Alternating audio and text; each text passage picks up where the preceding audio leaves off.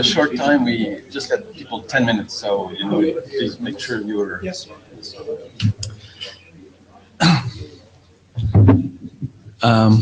Can we start? Yes. Actually, the question for more with the people in the logistics, Meet Echo, and welcome to this third registration operation workshop. Fourth looks like it will be an interesting workshop. Thanks for the sponsors of the series, VeriSign and ICANN, who have been very generous in their support. We do have a full agenda, and as you may aware by the last time, we used to do this on the afternoon, but IETF was not able to provide us some room, and the only time was this morning. And then many people we know wanted to attend the IEPG meeting, so therefore we put the row at the beginning of the day, which may have some issues because the first speaker hasn't arrived. So maybe we have some flight and issues that will change the agenda as we go. So we took 10 minutes for each presentation, and but the room is available for the rest of the morning. So if people want to continue exchange or discuss, so I'll keep the time pretty short for the presentations, but we'll have open discussions after, at the end. So given that the first presenter is not yet arrived, the second one is Scott for VeriSign Labs experiment with federated authentication for RDAP. Scott? You have to drive the slides, right? Yes. All right, and I can see them over your shoulder. Very good. Okay. Thank you, Mark. Let's get right into it here. Okay. So as Mark said, VeriSign Labs has been conducting an experiment and implementing a federation authentication solution for RDAP. And if you might ask, well, why are you doing that? And ultimately, it starts with the fact that core RDAP, while it specifies a requirement to implement basic or digest authentication, using standard HTTP mechanisms, those are not going to scale in the operating environment that VeriSign lives in. As the operator of .com and .net, the thought of having to issue credentials to everyone who queries our data service just doesn't work really well. A federated authentication solution, where a client gets a credential issued by some identity provider and then can use that to access lots of different relying parties, tends to work much better in this environment.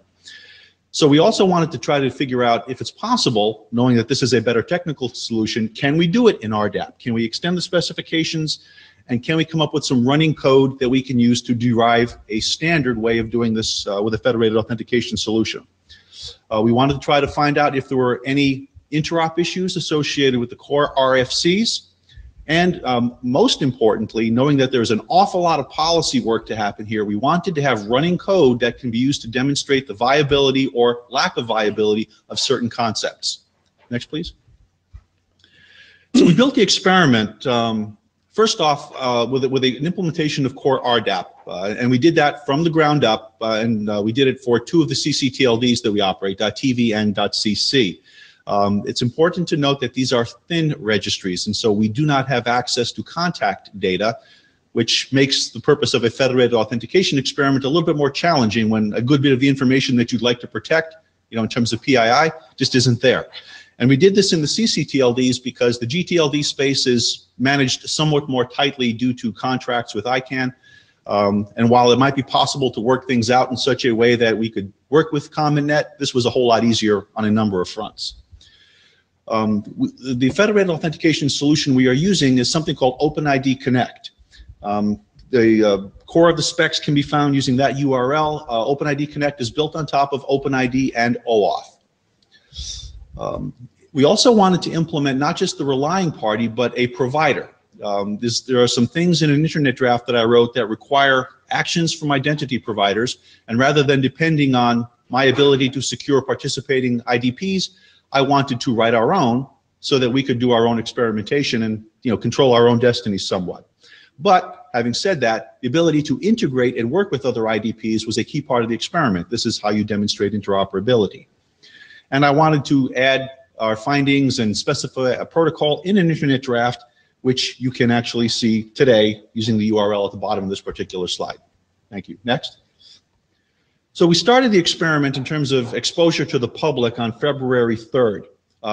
We are currently proposing to end it on 6 June, though I have a very, very strong suspicion that we will want to extend it a bit, given that there's a lot of policy work still happening. As of now, we have not yet found any issues with implementation of core RDAP. And I think that's a pretty good thing. These are still just proposed standards. We haven't had a lot of real operational experience yet. And the fact that we haven't found any showstoppers is, I think, a good thing. But the work that we have done has produced some updates to the ID that I've been writing. I started out with an ID that was mostly about concept and very short on technical detail. As we've been writing code, we've been adding technical detail. So far, we are supporting both unauthenticated and authenticated clients. I think that there is going to be a world in which people are going to want to query RDAP services, but they will not have a credential. And it'd be very interesting to understand just what kind of information should you return to someone who has no credential, compared to what type of information you should return to people who have a credential issued by some supported IDP. We currently support 4 identity providers, 2 of which are publicly available. Anyone can get a credential with a very little bar to clear, and that's Gmail and Hotmail. So if you have a Gmail address or a Hotmail email address, you have a credential that would work with our server. We've also implemented support for the IDP that Yarmer's developed at cz.nic, and VeriSign Labs, as I said, has implemented its own IDP. And as of right now, we support all 4. And for now, we're currently planning on continuing until 3 June, but I do suspect that we'll be extending that. Next. So what have we found thus far? I have to make again a note that so far the core RDAP specs have been remarkably implementable with no significant issues. The one issue that we have found is actually in the OpenID specs. As currently specified, they require access to a browser for the client. And if you read the specs, you'll see what's happening there. But OpenID Connect uses HTTP referrals, so that when a client talks to a relying party and says, I'd like to access your serving using this identity, we send them back to their identity provider, but we send them back to a web interface operated by the IDP so that they can be prompted for their username and password. In the case of Google, what you'll get is a web page operated by Google that says, hey, here's your Gmail address, please give us your password. And while this works great for clients who happen to be using web browsers, it doesn't work so great if you're a client that's using something like wget or curl or some other non-browser type of client. We're still trying to figure out how we can make that work without browsers. It was very easy to integrate the relying parties and IDPs, and this was probably more surprising than it was with core RDAP, because these specifications are even less mature than the RDAP specs, if you can believe that. One of the other issues we found with OpenID Connect actually was an interoperability issue. There is one claim that exists in the specs called auth time, and we found one identity provider that interprets that as a real, another that interprets it as an integer, and unfortunately they don't interoperate. When you try to pass real numbers to integer types of APIs and they don't do the right things, it causes some nasty problems. We found that it was very easy to add new JSON Web Token claims. This is as simple a matter as creating an entry in a registry, adding software in the IDPs to recognize it, and in theory, these things all just work. So far, that's been the case. We did have one question in a discussion with Aaron, though. Aaron, too, and Andy's not here yet, but they are considering standing up an identity provider about the need for refresh tokens. A refresh token, can be used to extend the validity period for an access token. So when you get a token from an identity provider, it's good for a limited amount of time. If you want to refresh that time period without going through the authentication process again, you can ask for a refresh token. We don't yet have that in our specifications. We've written code to implement it. Seems to be working. But will people find this useful or not? This is really a question for those of you who might implement and use the service. We also had some questions about how you discover identity providers. Right now, what we have requires a pre-operational coordination between parties here, so that you Put some things in your code to know, for example, that yes, if we get an identity issued by YARM or IDP, it's one we recognize, it's one we support. If someone comes to us with an ID that we don't recognize, it'd be nice if there was a way in software to go out and determine, oh yes, that's a valid IDP, it's one I can do some things with and I can get what I need. And if you can do that in real time. OpenID Connect does have a discovery protocol. We found though that it's not widely implemented yet, and it's not one that we currently implement. I do have a request off to the folks in the OAuth working group, who in theory know a whole lot more about this technology than I do, to ask them to take a look at my internet draft and see if I did anything in there that looked completely insane. They seem to be rather busy with doing mundane things like pushing documents through to propose standard. And while I did have one person who said that he was interested in looking at my draft, I still haven't gotten any feedback on it. So I intend to stand up at the mic this week, give folks a little reminder and ask them, please take a look. I could really use some help with this. And lastly, we made some very, very limited and in some ways brain dead decisions about what type of information gets returned to people based on the credential they give us. It's important to recognize that somewhere, some way, somehow, someone has to come up with real policies around what type of information you get based on your identity and the level of what levels of authorization are associated with particular identities. In the GTLD world, there is a policy development process happening in ICANN right now. It's very early in the process. It'll probably be a very long time before decisions are made. And whether or not those of you outside the GTLD space will want to follow those policies is something you may want to think about. But if not, there's an opportunity to come up with your own. Next.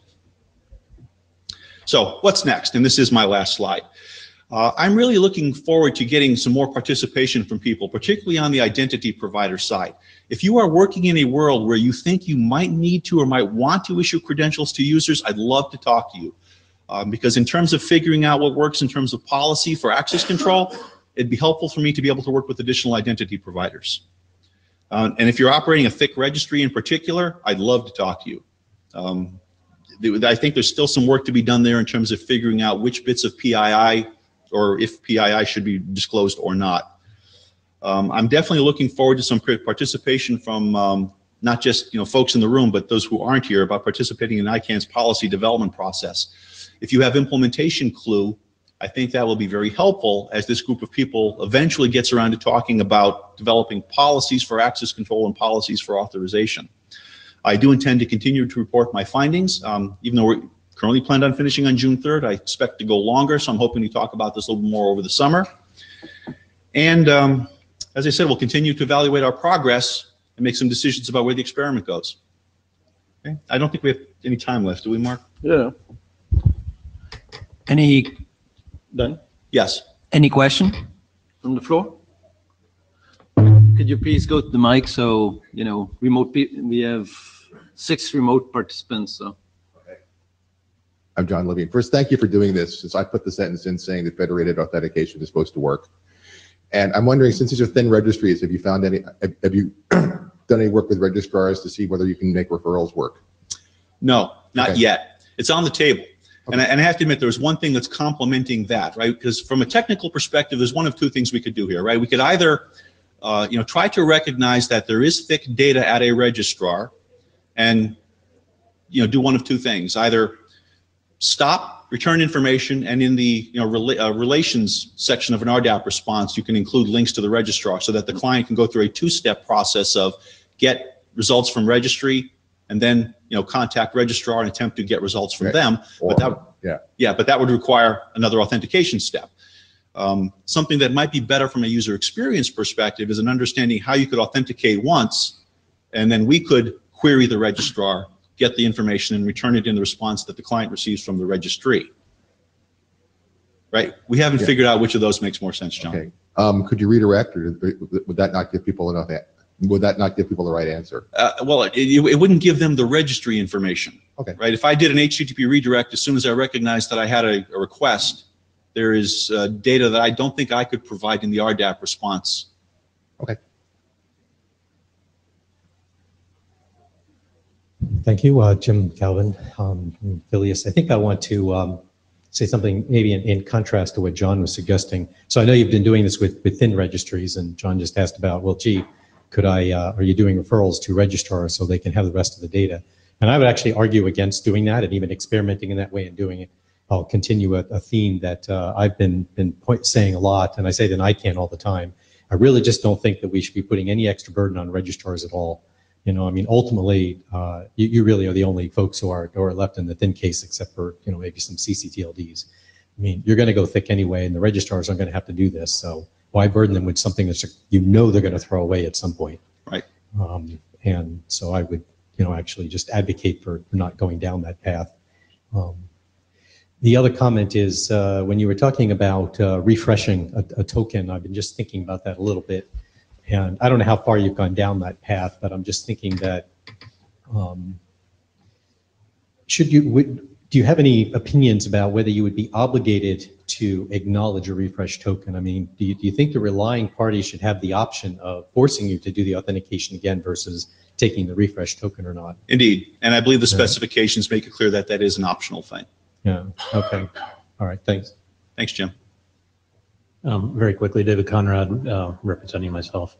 To argue against what Jim just proposed, one of the challenges that I know various folks are facing are the interests of data privacy regulations in various venues.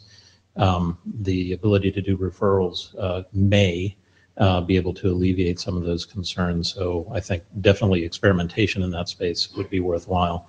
One question, and I apologize because I don't know OpenID other than maybe to spell it if I'm lucky. Is there a way to provide sort of a click-through mechanism where one can acknowledge something before participating in using the OpenID architecture? We haven't found it yet, David. Okay, thanks. But you're right. It'd be nice if that were possible. Okay, mic line is empty. Thank you. Thank you very much, Scott. Next is Augustin.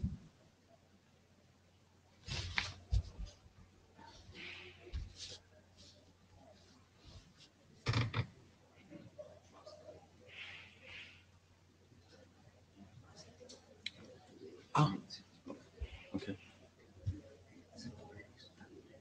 Yeah, okay. Well, I'm going to present how we did the RRDAP implementation at LACNIC. And next, please. So it's in Java. It's a standard language for most of our applications. And what we did was try to recycle all the functionalities that were in RIPE NCC Java libraries in order to make the follow-up of the weird drafts much easier. So by using the RIPE NCC Java objects, we already had the presentation, the JSON presentation part already done for us, just by using their objects. The objects are located inside the big WHOIS project of the RIPE NCC. And what we had to work on was a mapper that mapped our Java database objects into the presentable and WIRDS compliant RIPE NCC Java objects. And well, it rolled out in about December 2014. Next, please. Okay, this is a little overview of how the implementation works. It's a simple Java 3-layer standard enterprise application, where in the part of the middle is the part we had to put our most efforts on. It is the mapper that maps our objects with RIPE NCC objects. Okay, and one of the things we considered when doing this mapper was trying to enable other registries, not just LACNIC, to make an easy way of implementing their own RDAP servers. So we did a very layered architecture in which we defined a set of interfaces which you have to implement in order to construct your own map. So by implementing our interfaces, you're already mapping your own database objects with RIPE NCC's Java objects, which are presentable and they comply with the RFCs. Okay. This is the amount of queries, the amount of requests we've been having for about the last year. They rise in about November, December 2015.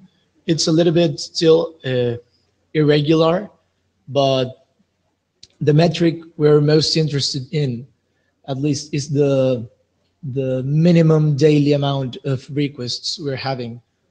It has gone from a almost flat line to a more exponential line, which means our RDAP is being hit a lot more than it was a year ago.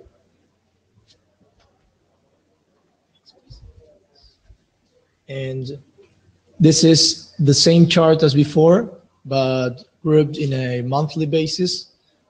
We had a little, it's quite a big spike in February. We still don't know what caused that spike, but anyway, the tendency is to have more RDAP traffic. We expect it to be growing in the next months, and we plan to do some work on having a more scalable and robust application in order to support this increasing traffic. During our development cycle, we really wanted to make sure that we followed the drafts as close as possible with as few efforts we could make. So we looked for test suites that were already there. We found APNIX tests, quite a good reference in order to follow up the drafts, as when you run your tests pointing at your development application, the output of this test suite is pretty informative, and it even points out to which draft you are complying or not complying. For example, missing objects or missing attributes, it already references which draft you should be reading and updating to. And on our side, we have our own Jenkins continuous integration tests. Okay, something we did to authenticate our users, and it's something we're doing mainly for the intensive users who want to query a lot, who want to make a lot of queries in small amounts of time, for example, for research. And we added an additional URL query parameter. This is a token-based API key that uses a LACNIC's API key service. So what we're using these tokens for is just for rate limiting. Some of our intensive users had problems in this regard. Our default rate limit is a little bit strict, so we make it a little bit looser for these users who have to request it in the same way they did for using the bulk WHOIS. One use we had for this API keys was enabling the option of having a proxy server in front of RDAP, for example, our RDAP web client, in which users can go click and inspect the RDAP objects in a friendly web way. So what we did was assigning an API key to that application, so the backend RDAP service could know that all this traffic was being proxied by the RDAP web application.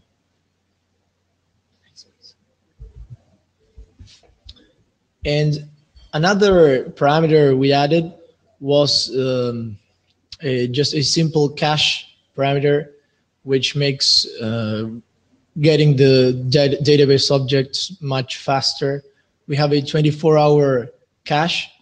It's based on the URL the clients are requesting, and you can just bypass by setting cache false, and that goes and hits the database directly, and you refresh the cache. When you get objects from the cache, we add a small notification in the notices attribute just to tell the end user that he's getting a probably some hours old object. It's not directly, it doesn't come directly from the database. And so, considering all the things I showed, this is an overview of how the RDAP and the API key services interact with each other. On the right, I show you the mapper, the implementation of the mapper, and how anyone wanting to implement RDAP can implement its own mapper and will have RDAP compliant objects with very little effort. The response cache, which we have at our service, and then the whole API key services and backend. And regarding bootstrapping, it was the last module we implemented. We did more or less the same, let's say, methodology for RDAP, was coding the least we could, getting the most value of the projects that are already there, are open source, and people are willing to share with us and with the whole community. And we chose Aaron's Bootstrap implementation. It's a very useful, it's almost out-of-the-box implementation. It even has very nice defaults. So it comes with some predefined files from which the Bootstrap reads and makes its decisions to redirect the clients. It's very useful. We did a little modification on the code in order to accept more files as input, not just IANA/8s, but more files like our regional NICs. So now the Aaron Bootstrap we have implemented at LACNIC reads not only the IANA files, but other files, which we can just pass, and the Bootstrap will start making its decisions based on those input files. And we still have some things to do. We have to implement head, and we still have to make some adjustments in our Bootstrap, but when we finish these tasks, we'll be definitely done, and it will be 100% functional. And that's it. If you have any questions.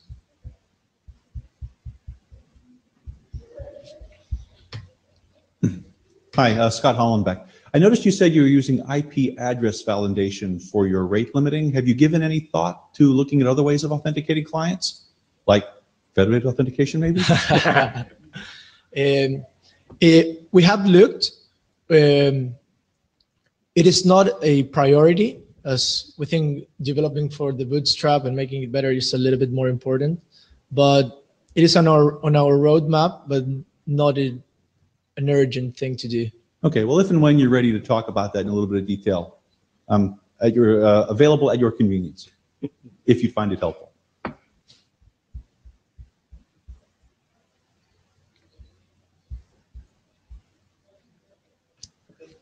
Okay, thank you very much.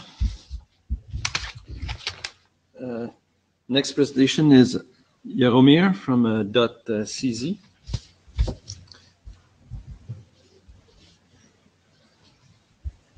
Can I just check if it's the last version of the presentation? It should be. No, it's not. It's not? Oh, I'm sorry. But there is just like it's changed. Okay, so next slide. So hello, my name is Jaromír. I'm from CZNIC. I have some slight update about our RDAP implementation.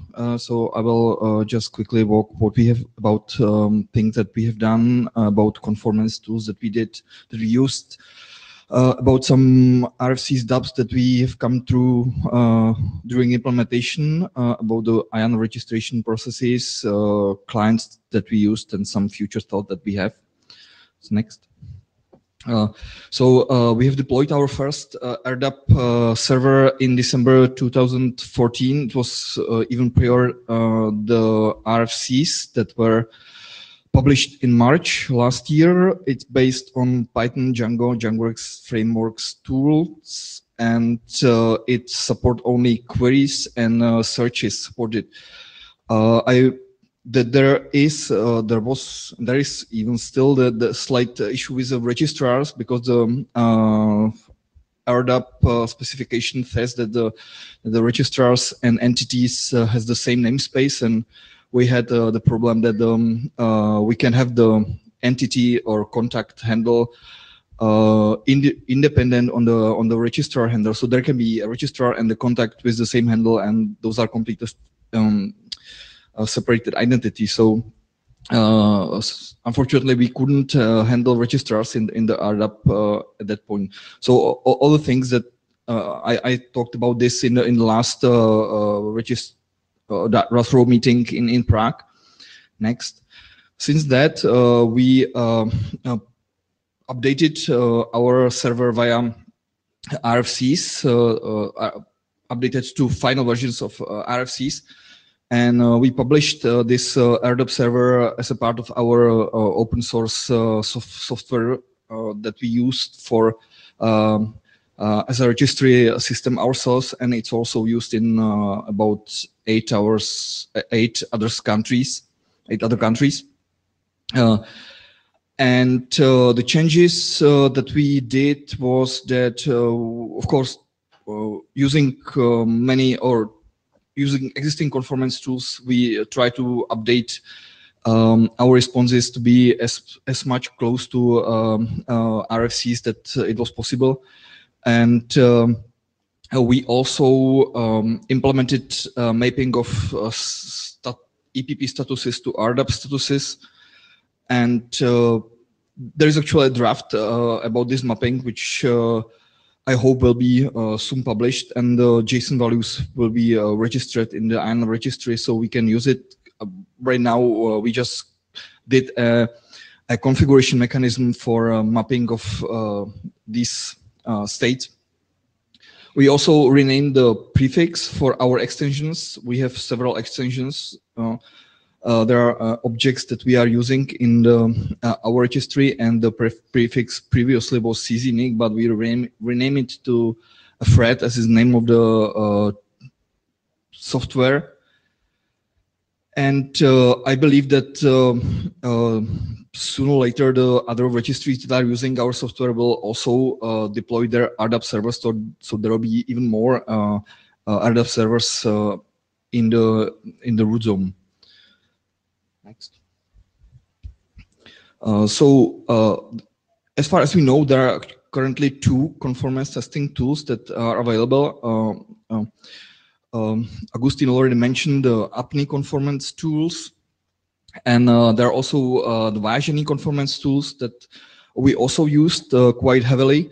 You can just send an email to the email address mentioned. You will receive some simple form that you can fill, and then you will receive username password for access to the website, where you can repeat all the tests and see how the red lines change to green.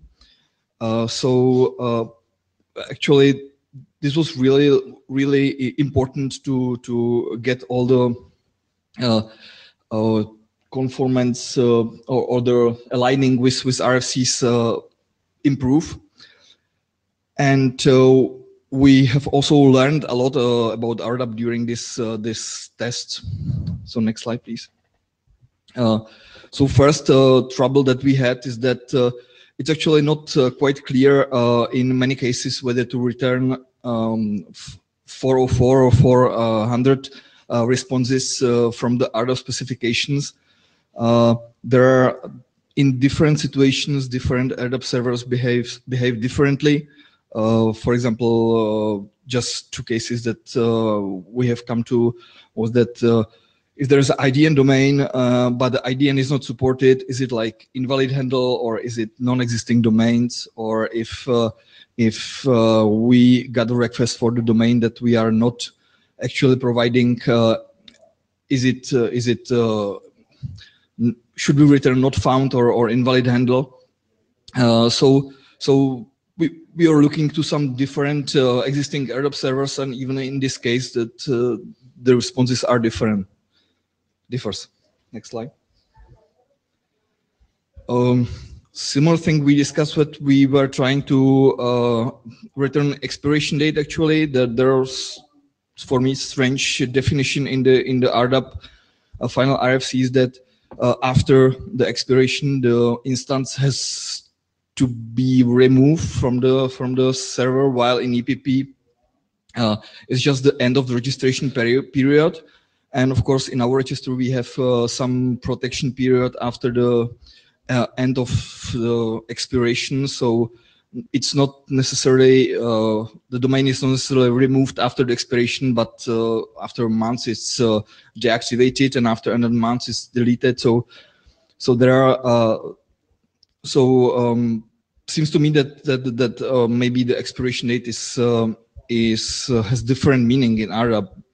And also in the previous version, we published expiration date only as a date, not as a date and time, which is something that we a little bit play with the exact time when the domain is deactivated or removed. So I was not sure whether it's necessary to specify the time, but finally we put some time into the system, just the same time as was the time of the registration, just to get just to pass the conformance tests.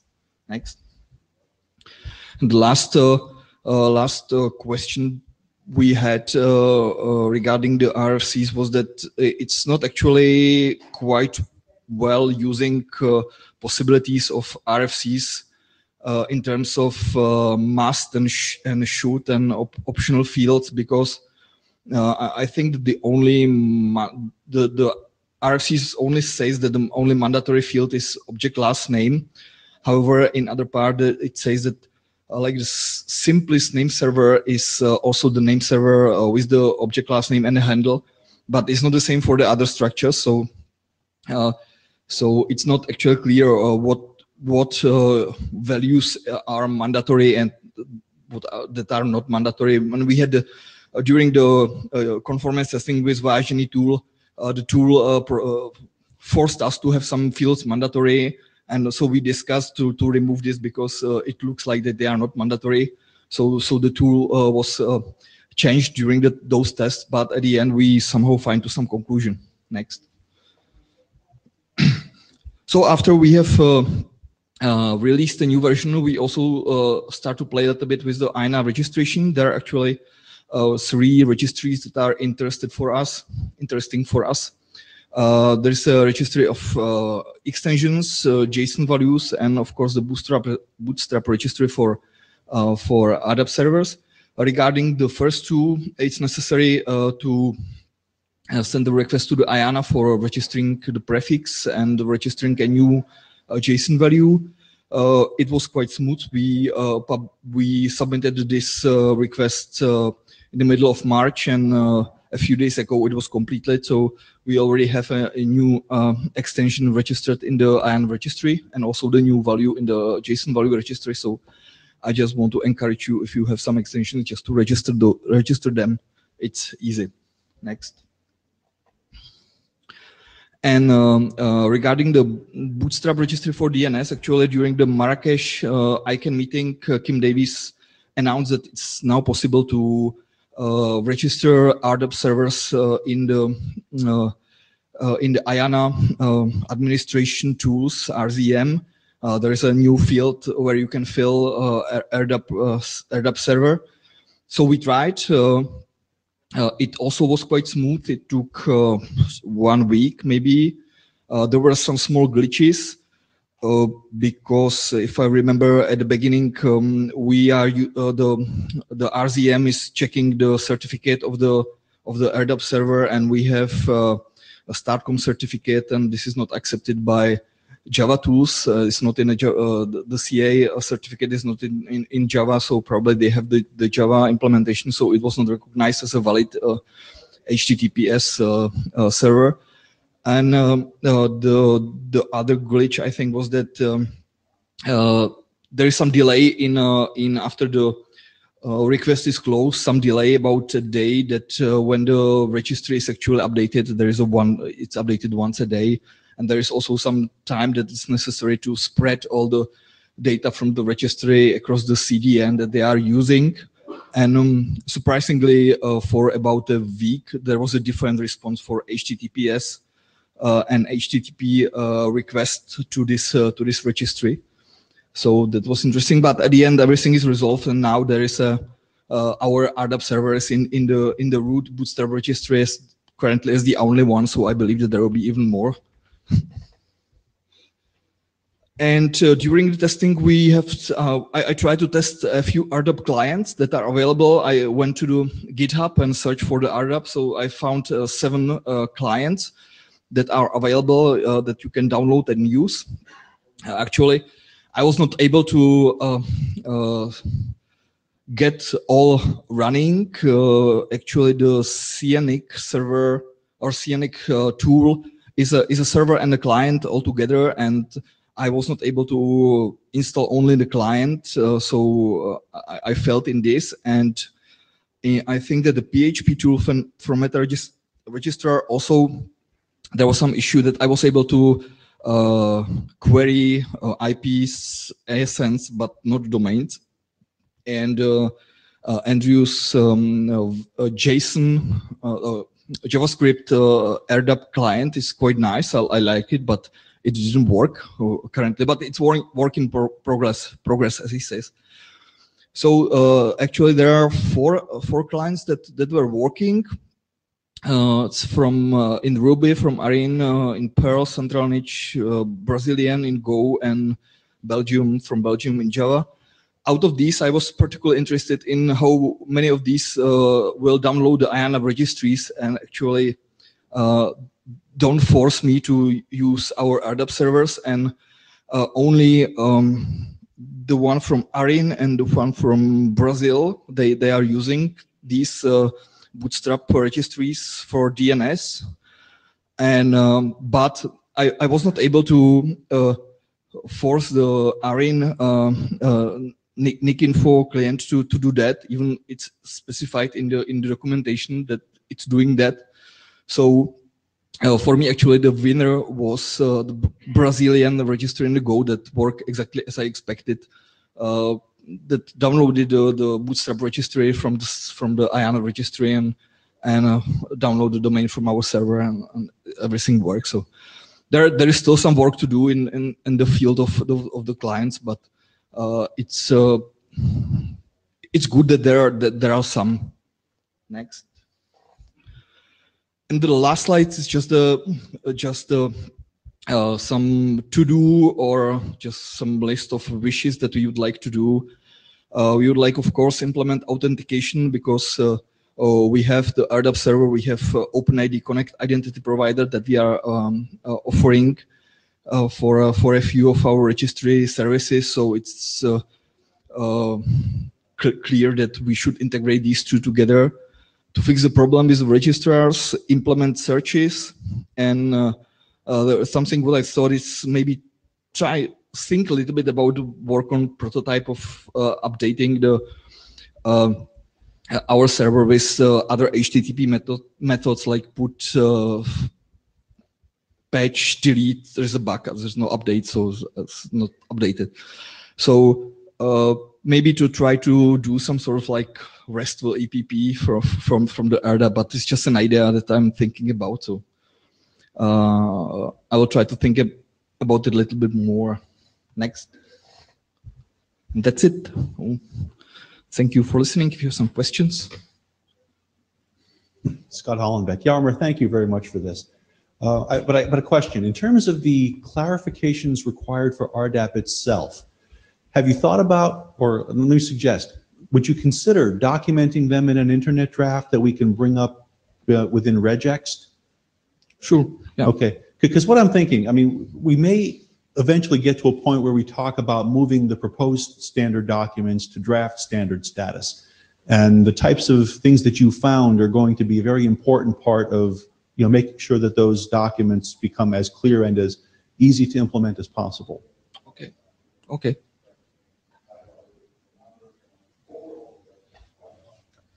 Thank you very much. Well, thank you.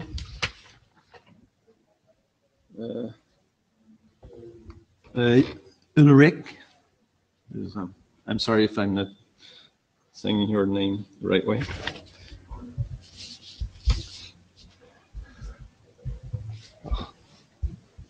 Okay, hello, I'm Ulrich from the IIS, the Swedish registry, and I'm talking to you about the coming EU privacy rules.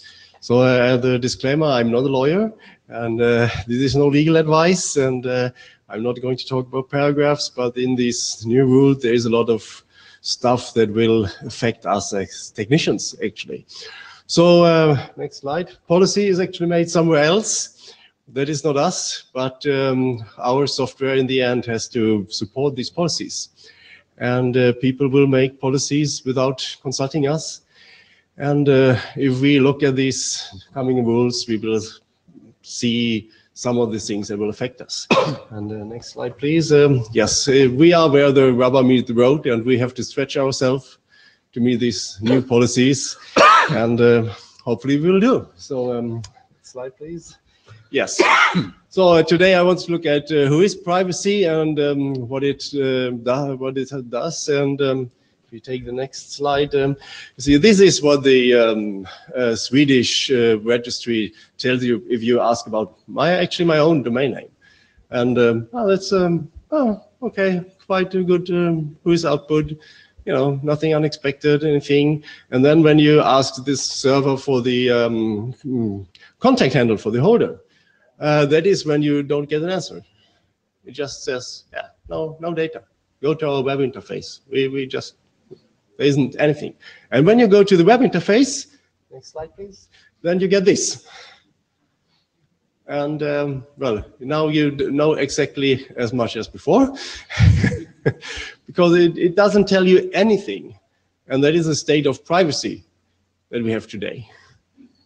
So, and actually there is no way for you to even contact the owner of this domain to get any information about this. And that is a problem for people. I mean, that's we have some people at the registry who have a lot of work to forwarding email to contact to domain owners. And, you know, and I think there should be better solutions, what we can do.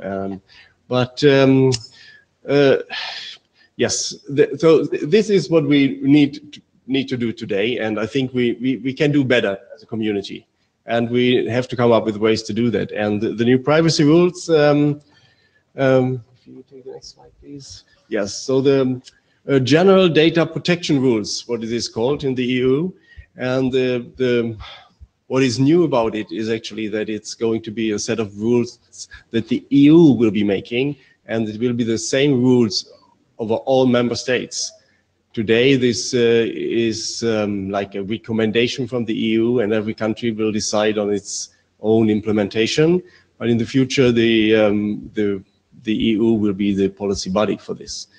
And next slide, please. So one of the things that will affect us is privacy by design. So they will require us to design privacy in our protocols, in our software. There has to be a built-in privacy. We just can't, you know, this argument of we're just doing who is, that's not an argument at all. This is, you know, did you follow the rules? And the first rule is privacy by design. And, okay, next slide, please. Yeah, privacy by default is the next rule. Okay, so we designed it in, and now we have to switch it on, and there's no questions asked still. So that is something we have to do. And so next slide, please. Same rules in all the countries. Okay, we had that, and yes, there is something. Everybody of you who now thinks that I'm not in the EU, you're just you look into your laptop and just let them talk.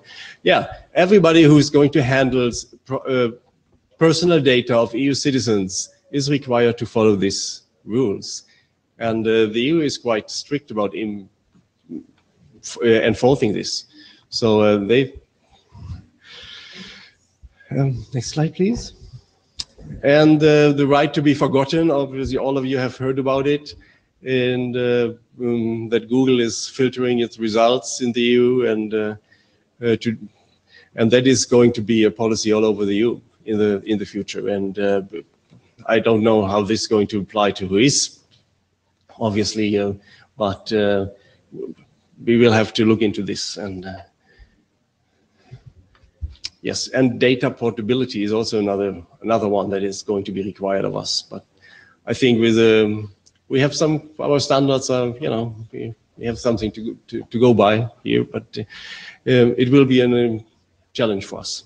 And yeah, the timeline for the adoption right now for these rules is actually this year, but and if the EU is going to do it, we never know. Maybe they postpone it to the next, but is 2 years after that they're going to be mandatory. So there's not that much time to fix things. And next slide, please. Yes. So yes. Oh, I find this nice quote from Albert Einstein, and insanity is to do the same thing over and over and expect different results. And if we go to the next slide, add up is just WHOIS 2.0. We don't let us do the same thing again. It's just not going to work, because then we will end up what we have in WHOIS today in Sweden and in most other EU countries, and that's just not going to cut it. It's not going to help us. Okay, I think that's. Thank you. Any question?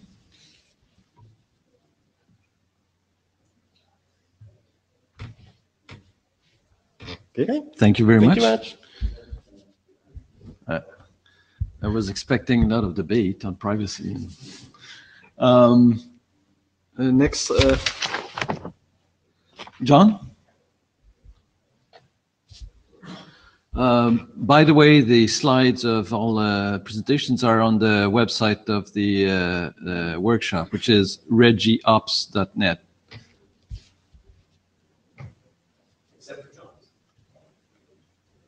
Mine. You're right? Mine should be. I sent them in. Okay, I'll ask my remote person to fix this. Yeah. Well, now for something completely different. I'm not talking. I love RDAP, but this has nothing to do with RDAP. And I'm probably going to tell you stuff you already know about why we don't actually use DNSSEC in the real world.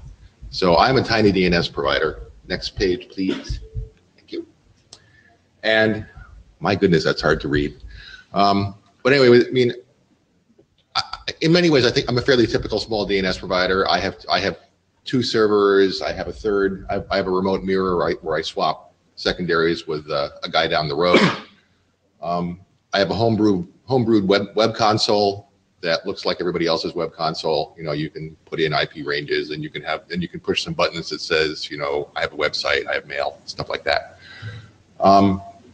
And then I have automated scripts that run every once in a while and take the stuff from the console and turn them into zone files.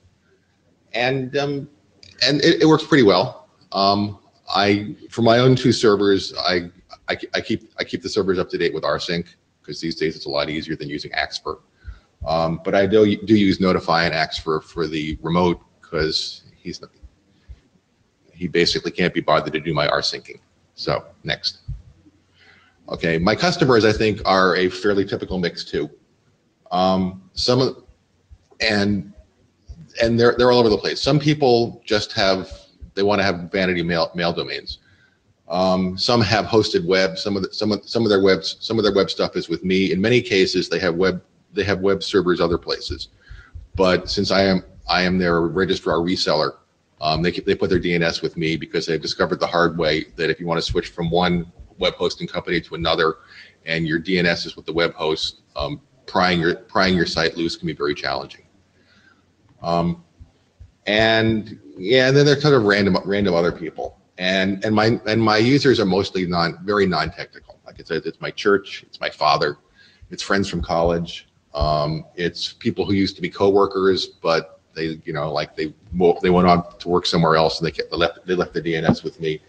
And the guy who wrote VisiCalc, who wrote to me one day and said, "I can't make all this work on Windows." And I said, "Well, I'm not surprised. Here, I'll do it for you." Next. Okay, looking the other way, my main suppliers are Tucows. I thought I was a tiny Tucows reseller, but they told me that actually I'm sort of a middle-sized Tucows reseller. I have a few hundred domains. I have some people have registered their domains other places. In many cases, it's simply historical. In other cases, it's a CCTLD where I can't do it for them. Like if I have sp.am, and the Armenians don't go through a reseller, so for that you have to go direct.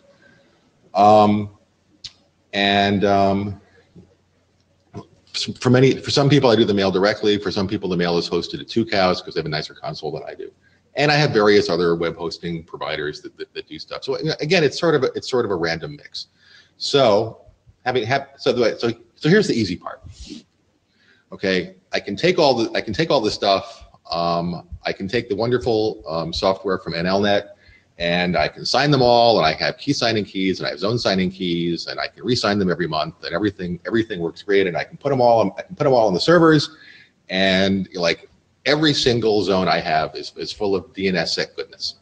But the next slide, yes, okay. But as you all know, the hard part is getting the DS records in the parent zone, and so the easy part of the hard part. Next, please.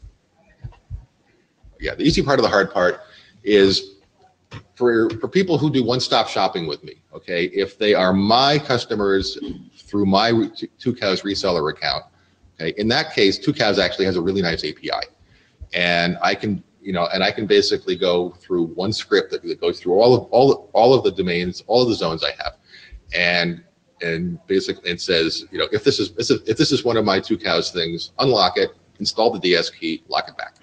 Okay, and so that got me about, I think I have 300 zones, and that got me about 110 of them. Next. Okay, then there's the other part where users have other registrars, and in some cases it's a different Tucows reseller. But the problem is since Tucows does not know that I have a business relationship with them, I have no access to it. And in other cases it's other registrars, and even though in some cases I'm the technical contact, the registrar doesn't consider me to have a sufficient business relationship. I can't manage this stuff. And then there's the random TLDs. Like the people in Armenia were extremely helpful, but I had to go back and forth with them a few times to get the DS records installed. So next, please. Yeah. So here's the scorecard. The ones that I did the easy way, so 122 domains, half of them go through Tucows, worked great. Installed by hand elsewhere, there's one in Armenia, and there's one, I forget where, that I actually did by hand by walking my customers through it. And then I have 100 more domains where, I basically told the customers, like, if you want DNSSEC, I can explain to you what to say to your registrar so you can probably make it work. So, but the reality is, it doesn't work, So I know about, I've seen the proposals for like CDNS key and automatic installation of CDNS key and stuff. And if that worked, that would be really nice. I realize there's certain bootstrap security problems, but one more, please. Yeah.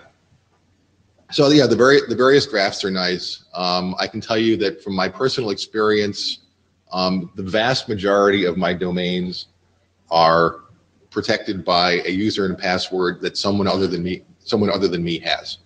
Okay, so for the Tucows stuff, since I'm I'm in the middle of the business relationship. I basically have a backdoor to their 2Cows account. For everybody else, they have a password and they have credentials, and I do not want to have my other users' credentials. You know, on the other hand, every single one of these domains knows that they're delegating their domain to my servers. You know, so it's not hard to tell that I have some interest in it. So, you know, so I guess this is a plea to, you know, could you make automatic CDNS key or something automatically work? And one more slide. Yes. By traditional DNS standards, this is laughably insecure. I have no high security modules. You know, my server is physically fairly secure. It's at a hosting center run by somebody who knows me personally. So their security is I walk in the door and they recognize me. You know, and I don't have any random users on it, but you know, but if somebody broke into my server, they could, and they were a sophisticated enough user to wander around on FreeBSD and, you know, figure out MySQL databases and stuff like that. You could imagine a sophisticated attacker could come and steal the, you know, steal the DS keys or put in fake DS keys and stuff. But the reality is, none of my users are PayPal.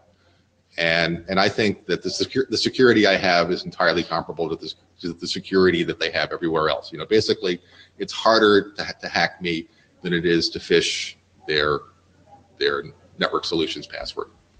Okay, so that's basically it. So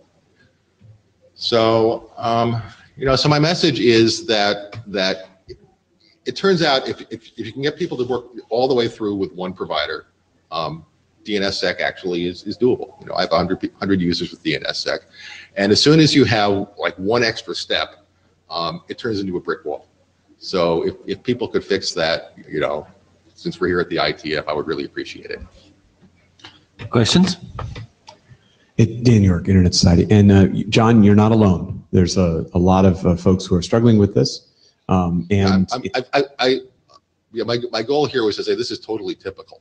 Yeah, no, you're very typical, and in fact, next door at the in the hackathon, there's some folks who are looking at some of this kind of issue. Although, and I'd say that the draft that's coming up in regex tomorrow, Monday afternoon, from Jacques Latour and Oliver Goodmanson, you know, is looking at this precise issue. Yeah. So I think that the key really is if we can get more people looking at how we pass this information from the DNS operators, as you are in this case, up to the registries, that will automate this piece and take away the pain that you're suffering right there. Right. And at the same time, we need to understand what our security models are. It's like, you know, that has, you know, that's a bootstrap that has certain security issues. I think they're reasonable. Yes. Yeah. Yes. But I think that's, you know, thank you for bringing this here, and because that is one of these pain points. You know, we've seen that in the case of some other large, you know, entities that have done this kind of signing of all their domains and then wind up with, you know, 4,000 registrars that they have to try to interact with to go and talk to the different people in there. And so this pain point is being felt by a number of folks. So regex on Monday, I'll be there. Talk about this. Oh, thank you. David Conrad, representing myself. Two questions. One, what is your ideal solution? And two, has anyone actually written a requirements draft, a requirements document?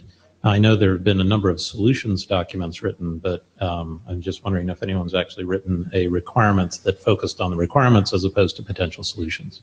I see Oliver getting up, so I think I'll let him answer that question. Yes, and he would be the one to talk about it. Yeah. Yeah, there in DNSOP there is a draft called Maintain DS. Go read that, David. It basically argues that it has arguments about the authentication model when you want to do initial trust. We already addressed the continuing trust, and also addresses the Oliver, if I can channel David, that's the solution, but I don't think it's a requirements draft. It's not a requirements draft, but this whole thing about requirement and security models is nothing but a sabotage of progress. Okay, I'm probably out of time. Yeah, I'm sorry. It's just the power of this guy. Yeah. Okay. I mean, yeah, we all know each other. I'll go talk to you later. Okay. Thank you, Francisco.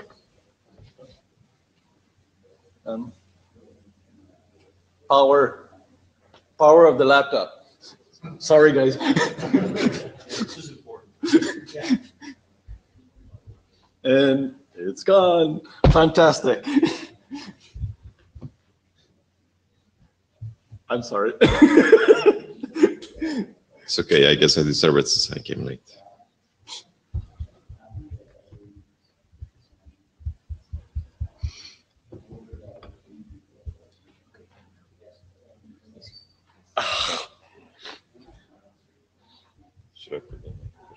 Well, okay, so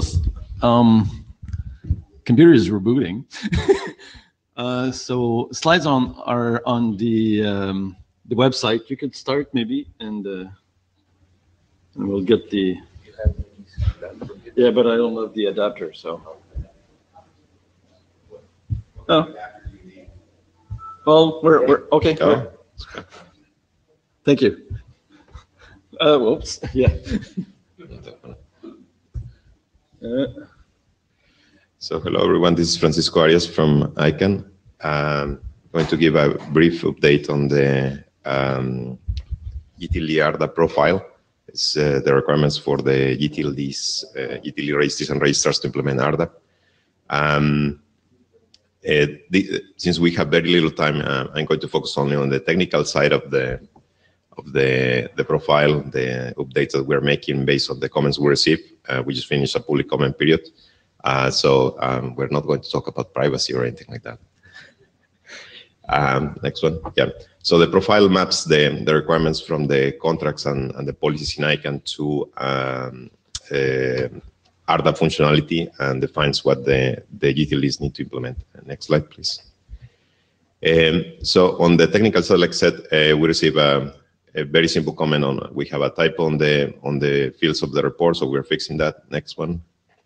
I think the last one is probably the most interesting, but very quickly, we're also clarifying what is meant by the TLSA support. That what you see here is what we intend to change in the profile.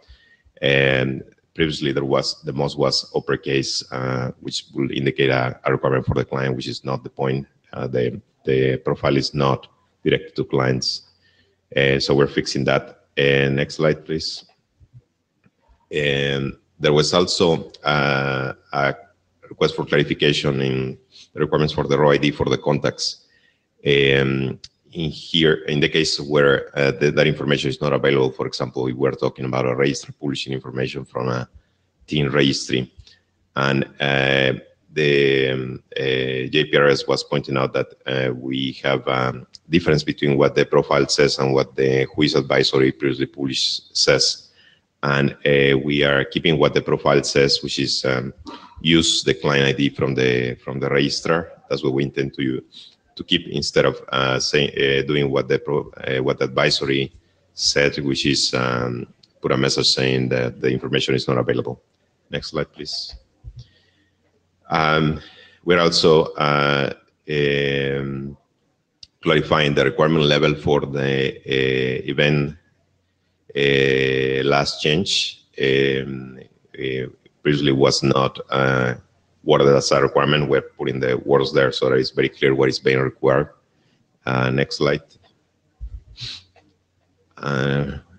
Then there was also a comment requesting clarifying which fields should be, what is the requirement to preserve case, for example, to registries and registrars need to preserve case in domain names. So we don't want to get into that.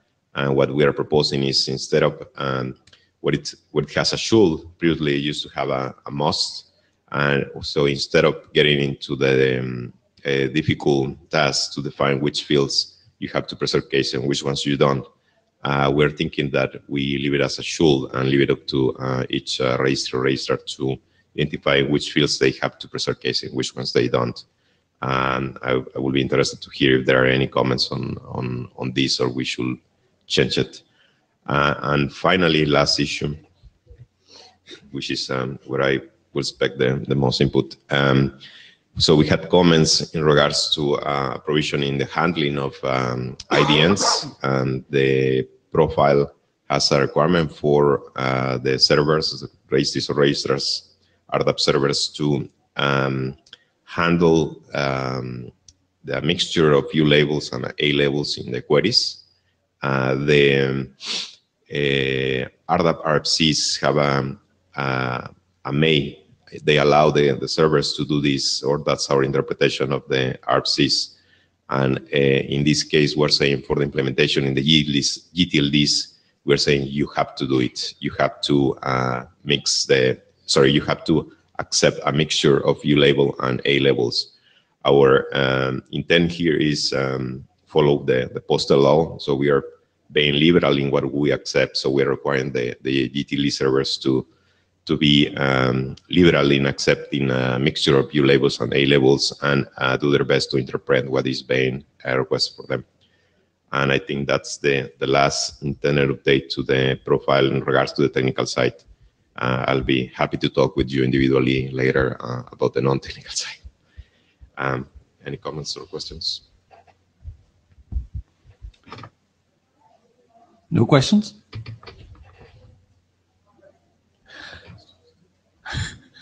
Okay. Is Andy in the room? Okay, so the last two presentations were from Andy, and he's not in the room. He told us, he wrote to us that he was going to be a bit late, but looks like it's a bit too late. So on this, we have a room for discussions and any topic you would like to bring or come back to some presentations. Because if not, then I'll close the meeting. Jim? Okay, so Jim Galvin, I guess just leveraging off of Francisco's presentation here, just ask a broader question. Do people have any thoughts, or have you been thinking ahead to how we're going to deal with U labels that don't convert to A labels? Okay, I mean, obviously that's an issue. The IETF cares about it. There are other places where that topic is really going on, but I mean, it really does matter to us. And you look at rules like this, and you think about what do you, well, you can't make it a must that you would convert them to A labels because some might not convert. I mean, the community of people who are going to want to register things and use their code points that, and maybe they'll be allowed. I don't know. I mean, it's not even clear how far ICANN is really going to go in some of these things, and what are you going to do with the new code points and the new Unicode. Francisco. Anybody want to say anything about that? Oh, Francisco, back mic. Go for it. Is this working? No? Why don't, oh, it's working now. So interesting question. My understanding is if for something to be called a U label, one of the requirements from RFC, yes. I can't remember the number, but Mark probably remembers, it's that it has to be convertible to A level. Yeah. They in IDN 2008 that they go back and forth between U label and A level. If they don't, they are not U labels. Yeah, so I think Mark, yeah, I think your question was not about U labels, but generic Unicode strings arriving at the RDAP server, right? And then the answer is reject, right? So invalid, right? So U labels, as Francisco was saying, are direct mapping to A labels. Unless I didn't answer your question, didn't understand your question. Yeah, no, fair enough. But as you may remember, during the WIRDS working group, there was a long discussions about the fact that the clients could be, JavaScript, two-liners in a web browser. Therefore, we should be kind of nice on the sending junk. Well, that's my own interpretation of the work of the discussions. Okay, that's fine. I guess as long as we all strictly follow the rules, all of that seems to work, and it would be fine. I'm just, I'm worried about whether or not we will always be able to follow the rules, and if everyone will want to. So, I think in this case, you kind of have to follow the rules, because if you can't turn it into an A label, you can't publish it in the DNS. I mean, we decided not to do we decided not to put UTF-8 directly to the DNS. So if you can't turn it into an A label, you got nothing to say. as long as you're following the rules. Well, it is true. Yes, if you publish something that was XN dash random crap that doesn't do stuff, like, yeah, who knows? I'm sure it's a new problem because Wiz has no junk request, right?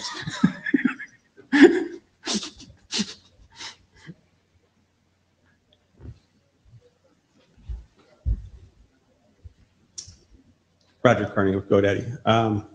A couple items. One's a future one. So the first one is about file sharing, I guess, between registries and registrars. Pretty specifically about unsellable or excuse me, unavailable names. I think we all have agreements that we pass this data back and forth between each other. But we've heard several people say they're looking for a standard for what that file looks like, and hopefully all registrars and registries have the same file, so we're not building 1,000 different ways to send something. I'm bringing this up to see if this is something this group would like to tackle, or if that actually should be an RFC standard somewhere. It seems a little extreme for that, so that's why I brought it up here. And additionally, one thing for the future, maybe Berlin meeting is, there was a suggestion to discuss universal acceptance with this group, and I wanted to see if people were interested in that as well.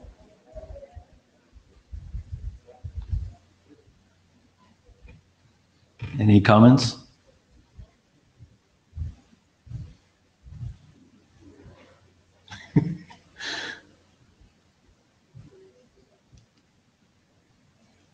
Okay, so I'll probably patch to this group then a spec that GoDaddy drafted on the I guess universal sharing of files, just to get any viewpoints on the list or anything. And I'll talk to you, Mark, about Berlin. So yeah, thanks. Be good. Any other questions or topic you want to discuss? So in the IETF way, I'll ask a few questions. So people, please. So do you think this event is useful? Please, Okay. Do you think it's not useful? Please, Okay. Then the question, so we'll send a certain.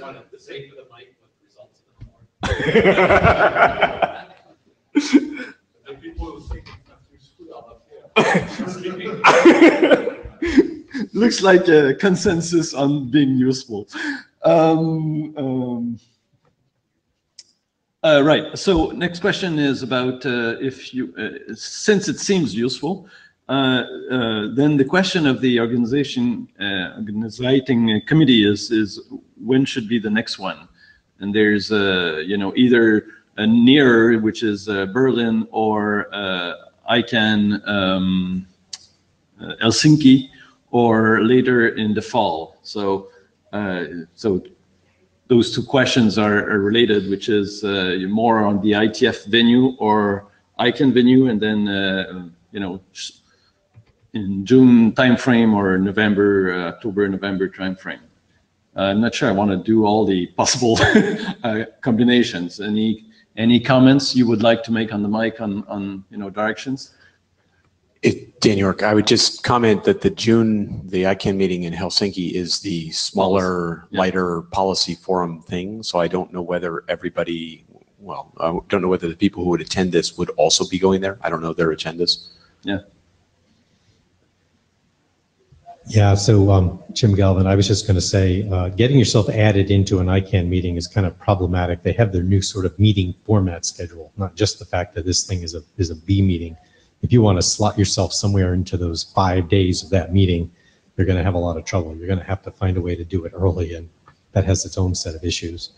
Well, but one of the sponsors is ICANN, and we have the CTO. Well, that doesn't mean I'm sure he'd want to say that they certainly wouldn't want to insert themselves into their own meeting in that way, right? The meetings are driven by the community, right? So, but anyway, you understand what's going on there, so that's nothing.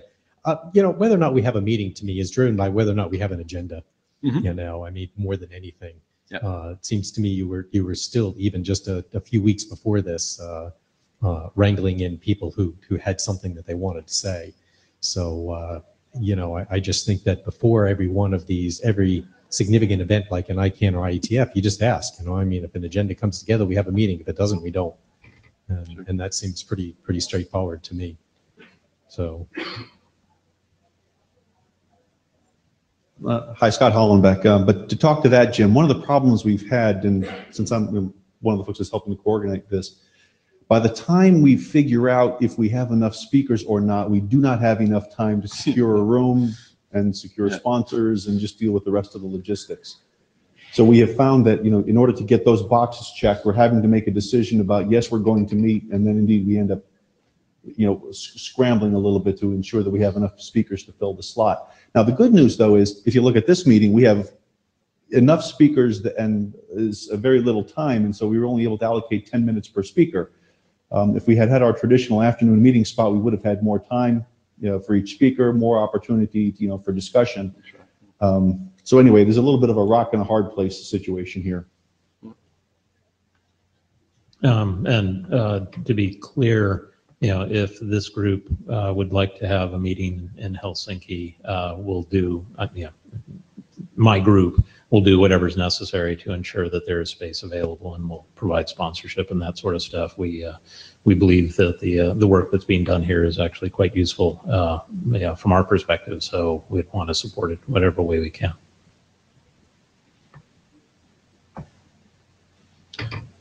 Roger again. And I know it's short notice, but GDE Summit is also in May, and it's less policy focused and more operationally focused. So that may be an option as well, but again, very short notice. Yeah, but the other question related to being short is, do we have content, right? Do we have other new topics that will come up within this short time frame, which is kind of my question. People don't code RDAP, servers in a day. Well, I don't know, maybe. Okay, so I think we're done. You will be receiving a survey by email, so please fill out, so that will help us organize new meetings. And thank again to the both sponsors, ICANN and VeriSign. And have a good day or a good week.